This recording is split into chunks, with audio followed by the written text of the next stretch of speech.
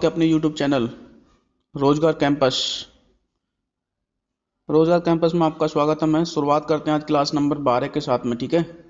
धूल प्रदूषण रोकने के लिए उपयुक्त वृक्ष क्या है? सीता, अशोक, नीम, पॉपुलर या महुआ? क्या है? नीम। वैश्विक तापन के लिए फलस्वरूप हो सकता है, वैश्विक तापन के लिए फलस्वरूप क्या हो सकता है? फलस्वरूप क्या हो सकता है?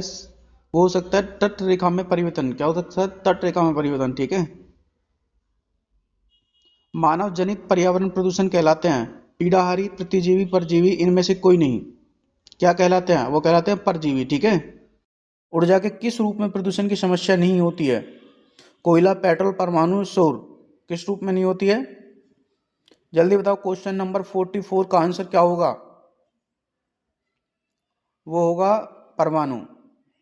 निम्नांकित में कौन अधिकतम ध्वनि प्रदूषण का कारण है? निम्नांकित में कौन अधिकतम ध्वनि प्रदूषण का कारण है? जेट उड़ान, पॉप संगीत, निर्वाचन सभाएं या इनमें से कोई नहीं? क्वेश्चन नंबर 45 का आंसर वो होगा जेट उड़ान। मानव त्वचा का अध्ययन करने वाली विज्ञान की शाखा कहलाती है डर्मेटोलॉजी, बायोकेमिस्ट्री या फिर फिजियोलॉजी, एनाटॉमी? क्या कहलाती है? 46 का आंसर वो कहलाते हैं डर्मेटोलॉजी। ठीक है। त्वचा का अध्ययन। ठीक है। जीवों के संक्रमण के विरुद्ध प्रतिरोध का अध्ययन किया जाता है। जीवन के संक्रमण के विरुद्ध प्रतिरोध का अध्ययन किया जाता है। किस में किया जाता है? किस में? क्या ये कहता है? इम्यूनोलॉजी में। ठीक है। रक्त में एंटीबॉडी एवं एंटीजन के अध्ययन को क्या कहते हैं? बायोलॉजी, हिस्टोलॉजी या गायनेकोलॉजी? गायनिकोलॉजी क्या कहलाते हैं? या फिर सोरोलॉजी क्या कहलाते हैं? सीरोलॉजी? इनमें से या फिर इनमें से कोई नहीं? वो कहलाते हैं सोरोलॉजी। मछलियों से संबंधित अध्ययन कहलाते हैं। मछली का अध्ययन किसमें किया जाता है? मछली का अध्ययन किया जाता है इक्तियोलॉजी। ठीक है। पारिस्थितिक विज्ञान इकोलॉजी का किससे संबंध है? जो पारिस्थितिक होते हैं उसको इकोलॉजी का जो एक शब्द होता है वो किससे संबंध होता है? क्वेश्चन नंबर 50 वो संबंध होता है शरीर संरचना और वातावरण से। आधुनिक एंटीसेप्टिक सर्जरी का जनक कौन है? एंटीसेप्टिक सर्जरी का जनक Lister, Harvey, Pasteur, Jenner? Question number 51 का वह लिस्टर। किसके द्वारा आनुवंशिकता के विज्ञान को आनुवंशिक कहा जाता है? कोरेंस, वाटसन, मूलर या मेंडल? किसके द्वारा कहा जाता है? वो कहा जाता है वाटसन के द्वारा। ठीक है। रक्त समूह का आविष्कारक क्या है?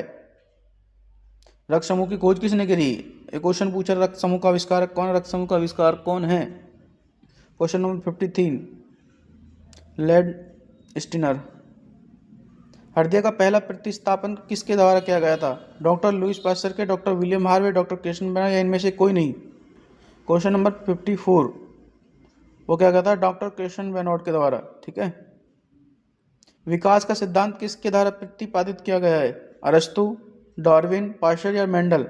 विकास का सिद्धांत किसने दिया था? विकास का सिद्धांत वो दिया था किसने? डार्विन ने दिया था। ठीक है। हिस्टोलॉजी शब्द सबसे पहले जो हिस्टोलॉजी शब्द था उसका प्रयोग सबसे पहले किसने किया था? मैमन ने, स्लाइडन ने या रॉबर्ट हुक ने, मेयर ने? किसने किया था? क्वेश्चन नंबर 56 का आंसर जल्दी बताओ। किसने किया था हिस्टोलॉजी शब्द का सबसे पहले प्रयोग?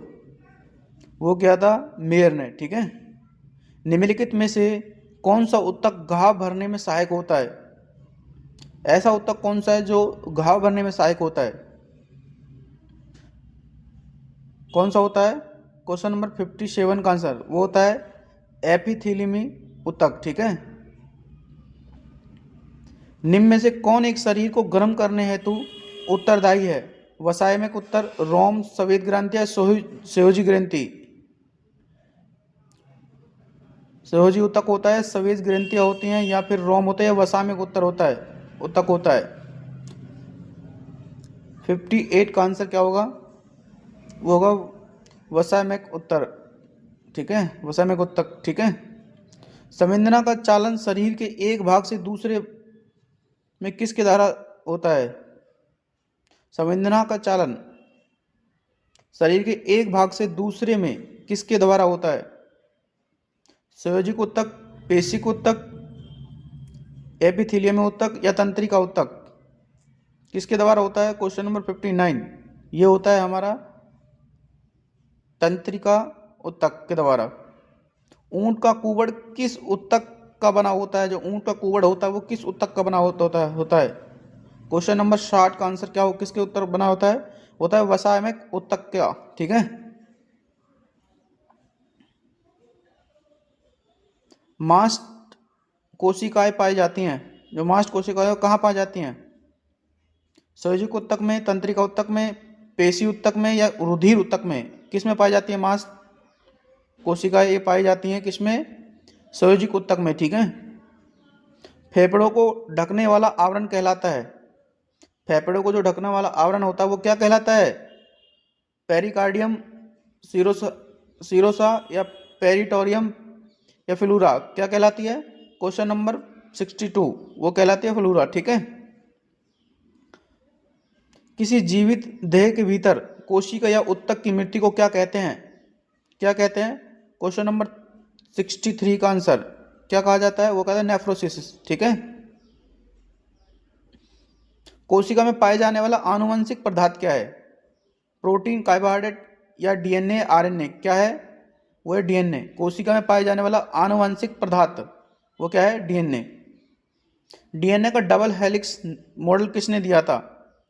लुएनहॉक, डॉल्टन, वाटसन विक्किर्क या साल्क, किसने दिया था? डीएनए का डबल ये दिया था वाटसन विक्किर्क। ठीक है। तो आज आपको पता है मैंने 25 क्वेश्चन आपको कराए। ठीक है। और आपको पता ही है मैं आपको बायोलॉजी के 500 क्वेश्चन कराने वाला हूँ। वो क्वेश्चन मैं आपको कराऊंगा जो प्रत्येक एग्जाम में पूछे जाते हैं, वनडे एग्जाम में पूछे जाते हैं। ठीक है।